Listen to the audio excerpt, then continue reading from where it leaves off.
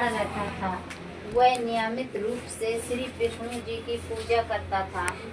उसकी भक्ति से प्रसन्न होकर भगवान विष्णु जी ने उसे दर्शन दिए और अपनी पूजा हो रही है। मम्मी कहानी सुना रही है। कहा लक्ष्मी जी का निवास अपने घर में हो, ऐसी इच्छा जाहिर की।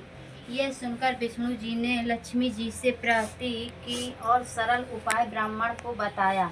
विष्णु जी ने कहा कि मंदिर के सामने एक स्त्री आती है जो यहाँ आकर उपले ढांकती है। तुम उसे अपने घर आने का आमंत्रण देना। वह स्त्री तुम्हारा घर धन और धन से भर जाएगा।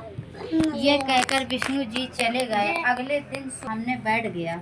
लक्ष्मी जी भी उपले थापने के लिए आई तो ब्राह्मण ने उसने अपने घर से आने का निवेदन किया। ब्राह्मण की बात सुनकर लक्ष्मी जी समझ गई। लक्ष्मी जी ने ब्राह्मण से कहा, तुम महानवे दिन रात्रि को चंद्र होगा। ब्राह्मण ने देवी के कहे अनुसार व्रत और पूजन किया। यहाँ पे कहानी का पैराग्राफ संपन्न हुआ।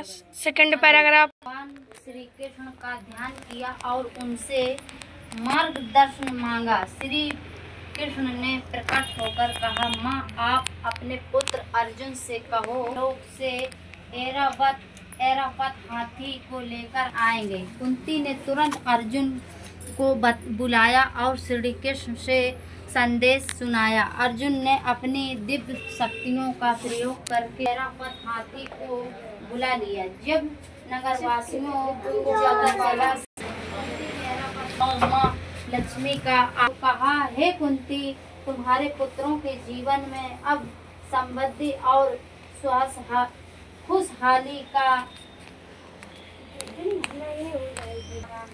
जय हो जय हो।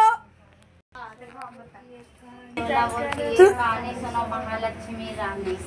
मोती दाम मोती 16 पत्ती एक कहानी सुनो महालक्ष्मी रानी। मोती दाम मोती 16 पत्ती एक कहानी सुनो महालक्ष्मी रानी।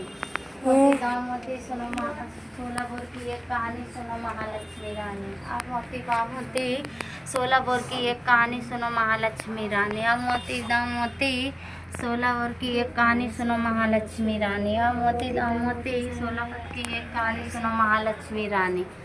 अब मोती दाम मोती 16 बोर की एक कहानी सुनो महालक्ष्मी रानी। आम मोती दाम मोती 16 बोर की एक कहानी सुनो महालक्ष्मी रानी।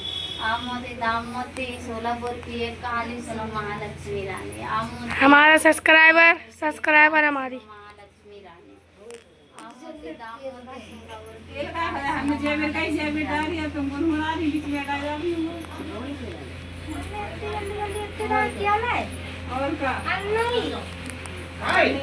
पंखा चालू करो।